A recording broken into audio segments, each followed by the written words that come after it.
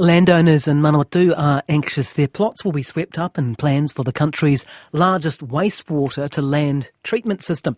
So-called highly productive land is caught up in the Palmerston North City Council's proposal to discharge treated wastewater onto between 760 and 2,000 hectares.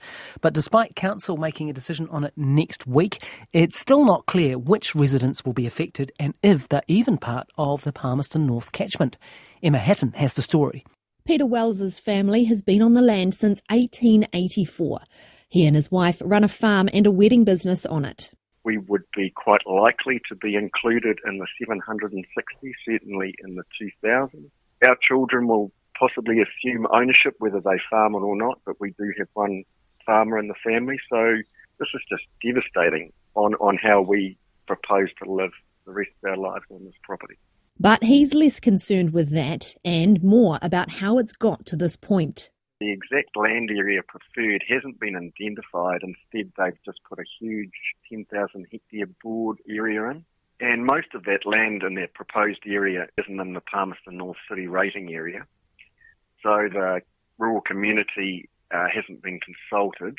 He says the land is poorly draining, so unsuitable for water discharge, and the council proposes to grow crops on it to be sold as dairy feed, but there's no market for it. Dairy companies won't take any feed, won't accept any feed that's come into contact with wastewater being fed to dairy cows, and that's a requirement of customers overseas, and we suspect over time that'll probably happen to the beef and sheep sector as well. The land proposed could be anywhere south of Longburn, stretching to Levin, which mostly falls within the Manawatu District Council zone. Andrea Buchanan, who runs a horticulture business in the area, says highly productive land will be caught up in the plan and will have significant flow-on effects for the country's food production. Well, that's where it's highly productive in terms of dairying beef, growing vegetables, growing maize to feed the cattle and the dairy cows. And just growing baleage. So if you put human wastewater on that no longer can be used for consumption. She says not only will it affect the land, it will also inevitably seep into the bore water, which most businesses in the area use.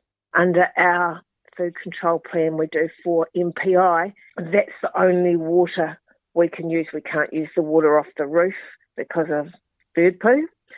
So we definitely wouldn't be able to use water that's had human waste. She says it seems counterproductive that the council would even be entertaining the idea.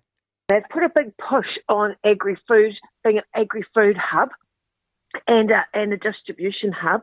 And so they're trying to lure all these big corporates to town for income, but all the food producers won't be here because they'll have used up all the land to put the waste. The city's wastewater resource consent needs to be filed by June next year. The current method is to discharge it all into the Manawatu River. The City Council has several options to choose from, but the most likely ones involve waste-to-land discharge involving up to 2,000 hectares. In a statement, the Council's Chief Infrastructure Officer, Sarah Sinclair, says if an option that includes a land-based discharge is selected, it will work with potentially affected landowners. The Council will vote on which option to choose on Wednesday next week.